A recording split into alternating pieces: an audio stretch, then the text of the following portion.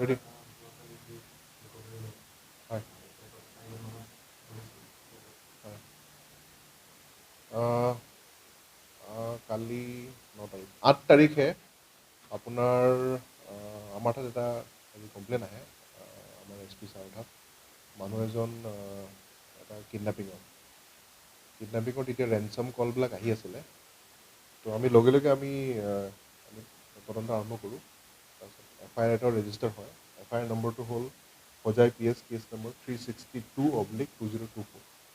তো তাৰ ভিতৰত আমি তদন্ত আৰম্ভ কৰোঁ তদন্ত আৰম্ভ কৰাত আমি যোনজনে ৰেঞ্চম কল কৰি আছিলে তেখেতক আমি কৰায়ত্ব কৰোঁ তেখেত কাকীৰ আমি ফকীৰগুৰি আপোনাৰ লালমাটি এৰিয়া তাতে আমি সেই যোনজনে ৰেঞ্চম কল কৰিছিলে তেখেতক কৰায়ত্ব কৰোঁ তেখেতক কৰায়ত্ব কৰাৰ পিছত আমি গম পাওঁ যে যোনজন আমাৰ ভিক্টিমজনৰ নাম হ'ল বিজয় কুমাৰ চৌহান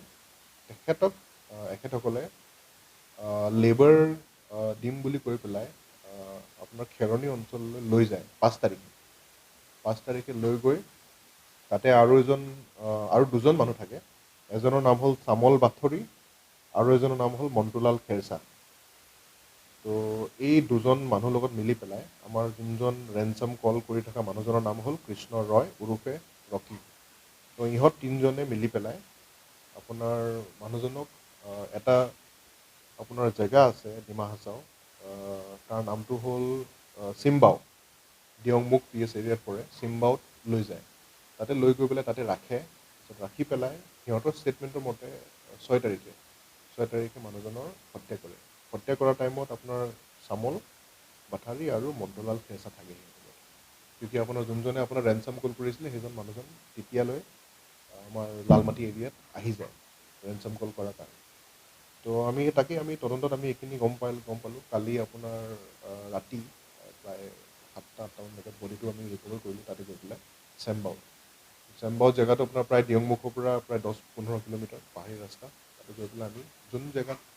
থৈ দিছিলে ডেড বডিটো পুতি থোৱা অৱস্থাত আমি সিহঁতে চিনাক্ত কৰে দেখাই দিয়ে জেগাটো আমি ৰিকভাৰ কৰিলোঁ ধন দাবী কৰিছিলে 50 লাখ টকা ধন দাবী কৰিছিলে ধন দিব পাৰাৰ কাৰণে সেইটোতো সিহঁতে কোৱা নাই কিন্তু যোনটো আমি কথা গম পাইছোঁ যিহেতু চামল বাথাৰী আগতে এই মানুহজনৰ আণ্ডাৰতে কাম কৰিছিলে তো আগৰে মানে চিনা পৰিচয় এটা আছিলে তো সেইটো ভয়তে সিহঁতৰ চাগে আগৰে প্লান আছিলে কি মানুহজন ধৰি লওক আমি টকা পালেও ধৰি লওক আমি কিবা মানে মাৰিম ইয়াত টকা নাপালেও মাৰিম সেনেকুৱা সিহঁতৰ আগতে প্লান আছে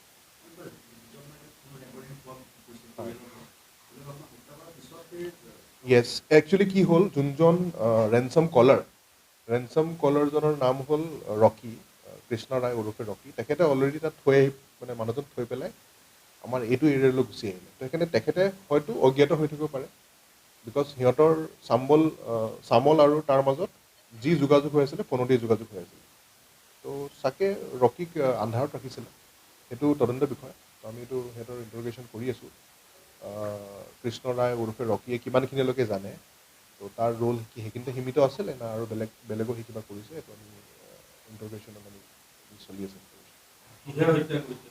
এখন কোৰ দি হত্যা কৰিছিলে কোৰখনো তাতে চিন অফ ক্ৰাইমৰ পৰা ৰিকভাৰী কৰা হৈছে আৰু যোনজন আমাৰ ভিক্টিমৰ বাইকখনো সেইটো জেগাৰ পৰা ৰিকভাৰ হৈছে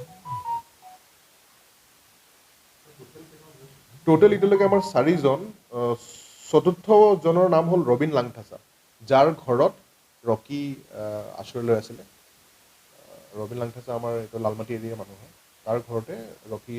ৰকি ওৰফে কৃষ্ণ ৰায় তাতে আছে